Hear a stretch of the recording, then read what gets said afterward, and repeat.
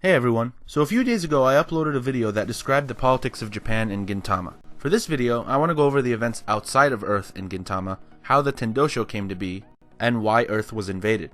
There isn't a great amount of details, but what is there paints a pretty fascinating picture and opens the way for discussion. So as the Earth's history progressed the same as ours, as I discussed in the last video, we know other civilizations existed concurrently. We know very little about the history of the other planets prior to the Altana War, just that they existed and thrived. Suddenly, a game-changing resource was discovered to exist on several planets, named Altana. Altana is an extremely powerful and useful energy source which advanced technology across the universe rapidly, making interplanetary travel easier and advancing weaponry. And we also know that Altana has properties that enhance the strength of living beings and even has the potential to make one immortal.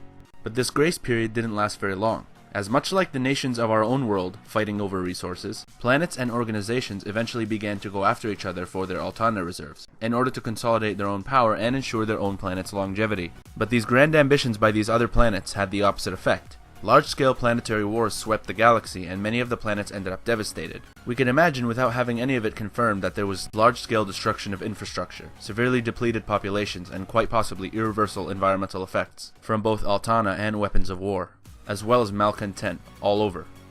From the rubble emerged the Tendoshou, initially a watchdog organization to monitor Altana and make sure that the planets never go to war over Altana ever again, very much like an interplanetary United Nations. But the Tendoshou essentially formed their own empire out of the rubble, as they seized control of the Altana reserves of the galaxy's many planets. They formed their own armies, organizations, and economy, which they then used to occupy several planets. The Tendoshou went from a neutral watchdog organization to a superpower. And there's also a possibility that the Tendoshou might have destroyed Koan, the Yato's homeworld. And whether Koan was destroyed by the Tendoshou or not, several Yatos joined the ranks of the Tendoshou within the Harusame. Characters like Hosen, Abuto, and Kamui all joined the Harusame, which was partly owned by the Tendoshou. And you can probably assume several conquered people joined the ranks of the Tendoshou as well, much like a Frieza Force kind of situation.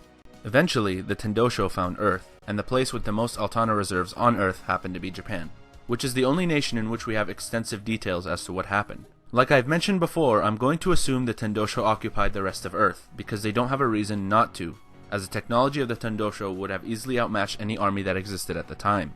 With that said, if a pre-industrialized Japan could put up a resistance to the Tendoshou, then the more advanced nations of the time, such as the US, the UK, and France, definitely could have put up a fight too, both before and after the occupations. I just don't think any nation at the time could have stood a chance of defeating the Tendoshou outright. Anyway, the Tendoshou forced Japan to open up and forced their government, the Bakufu, to act as puppets for them. However, both the Tendoshou and the Bakufu encountered furious resistance to Amanto control. It took 10 years of bloody war before the Tendoshou finally broke most of the resistance. They faced constant attacks from Shinsuke Takasugi's Kietai and Kotaro Katsura's Joishishi. However, not all Amanto fell in line with the Tendoshou's dominating doctrine. Some became more aligned with Earth, or rather Japan, as they stayed. We know that Kagura befriended several humans, Mutsu ran the Kaientai with Sakamoto, Elizabeth actually befriended Katsura and joined his resistance against the Tendoshou, and Catherine found a home and a job with Otose. And Hetero and his family actually peacefully settled into Japan without causing anyone trouble. And outside of Earth, the Tendoshou are not the only power that rose to the forefront after the Altana War. The Renho, the Bimu, and the Dekobokoists all disregarded the fact that the Tendoshou set up camp in Earth and launched their own attacks.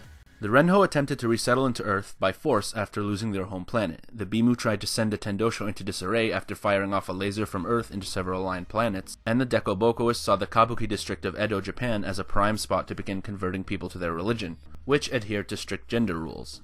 The catalyst for the collapse of the Tendoshou's empire came out of Japan, with Utsuro. Several centuries before the Amanto arrived to Earth, Altana reserves made Utsuro immortal. Over the 500 or so years he was alive, Utsuro got extremely strong, but began to loathe his own immortality, as death, or what was supposed to be death for him, always brought him a new personality and therefore new challenges. From being psychotic, to fearing people, to loathing people, and then loving people. It was all too much for him, and he garnered an increasing desire to die. When the Tendoshou arrived in Japan, Utsuro, who was already a part of the Naraku, a mysterious organization of assassins who served the Japanese government, initially worked alongside the Tendoshou after Sarasara's submission. However, Utsuro saw an opportunity to finally end his existence, as well as the Tendoshou's empire at the same time. The allure of immortality got several high-ranking Tendoshou elders to lose their Altana activation keys, which were tattoos attached to their bodies, that disappeared after death. While trying to gain Utsuro's immortal blood, as Utsuro volunteered to give his blood to the Tendoshou elite, they didn't know that most of their bodies could not handle the blood, and their bodies began to rot, with body parts falling off slowly. Well, Utsuro got a hold of several Altana keys and utilized the Harusame, which he usurped control of, to sabotage the reserves on several colonized planets. Altana reserves would explode and cause massive devastation, which would cause the inhabitants of those planets to loathe the Tendoshou, where most of the disgruntled residents of those planets will converge on Earth where the Tendoshou has set up a main foothold. So there's the history and dynamics of the Tendoshou and other major Amanto influences. Like with the Japan video, there are probably things I have missed or oversimplified, so feel free to let me know in the comments if that's the case. I hope you all found this video interesting, and I hope to continue to get the great support I've gotten from all of you so far. Thank you for commenting, subscribing, and giving me feedback. Take care.